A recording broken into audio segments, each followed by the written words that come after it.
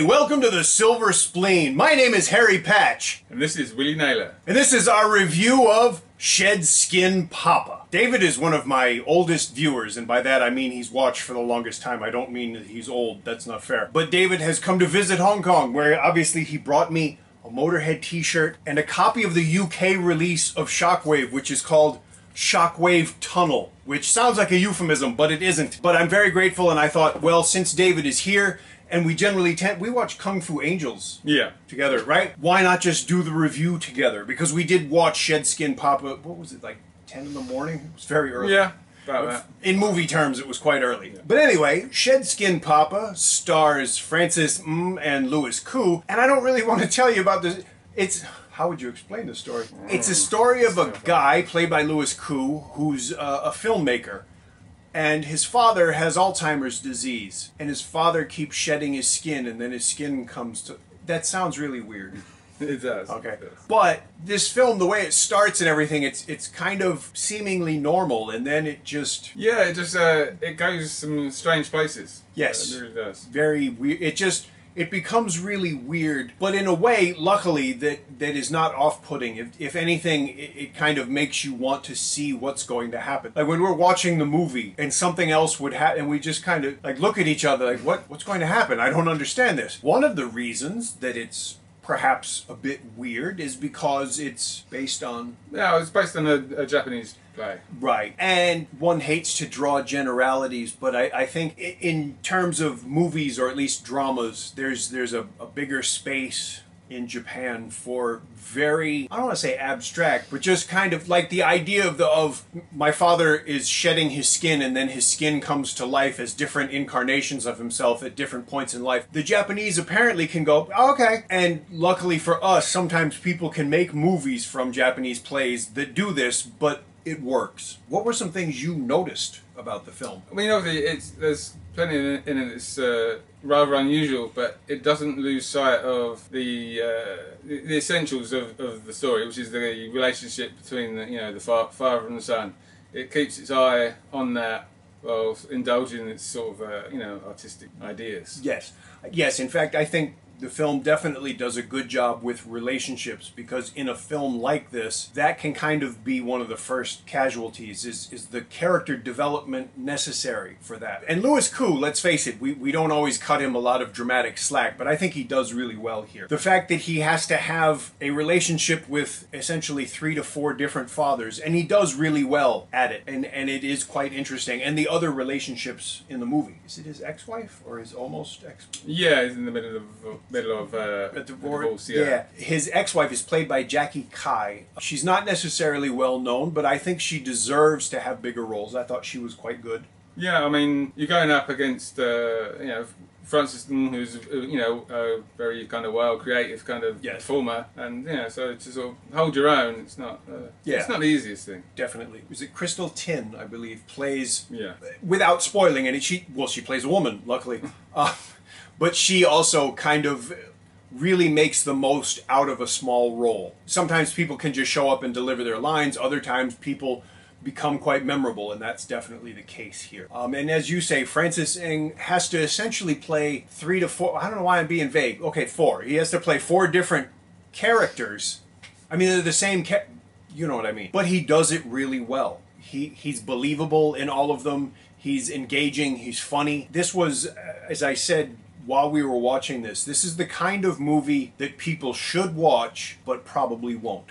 Yeah, it's unfortunate because it does... it is unusual, but it does ask a fair amount of its audience. Right. It certainly gives back. Yeah. It certainly helps reward people. But yeah, it's. I mean, is it a hard movie to watch? Not really. If you not like Girls versus Gangsters. Oh yeah. But if you you let it sort of unfold and you just take it on, it'll it takes you places. Yeah. Yeah, it's not it's not empty. Yeah, and it's not. I don't think it's difficult to wait. It certainly keeps you entertained along the way. Well, you're planning on watching it again. Yeah, very likely. So, right. Yeah. It's a rare thing to feel like I really didn't mind paying money to watch this movie, and I would do it again. It's that kind of a movie. It really was kind of fun to be so confused, to be positively confused. Is that a term? I think so. Yeah. Okay. Just like I don't know what's going on, and I want to find out, but I'm willing to wait because it's, and you can't guess this movie. You can't get ahead of it. It's full of like little moments that are just really funny because either appropriately or inappropriately, and I really enjoyed that about it. It's an odd film that works. It's artistic, but it's not artsy. It's certainly not a pretentious film. No, I mean it does. It rewards in the first watch, and I want to see it again because I think it's gonna, you know, repeated watches will yield a greater, yeah, you know. Especially, I think, because you sort of know where it's going to go. There's some interesting cameos, especially at the end of the movie. I don't want to say anything about it, but it's worth it to me. So this movie really was a very positive surprise. It's just, as I say, I feel bad because I don't think people are going to watch it, but they should. I think that this will probably be easily among my top 5 movies of the year. Anything else that you... No, that's it? Yeah. Really? This is your chance. Be verbose. Say something.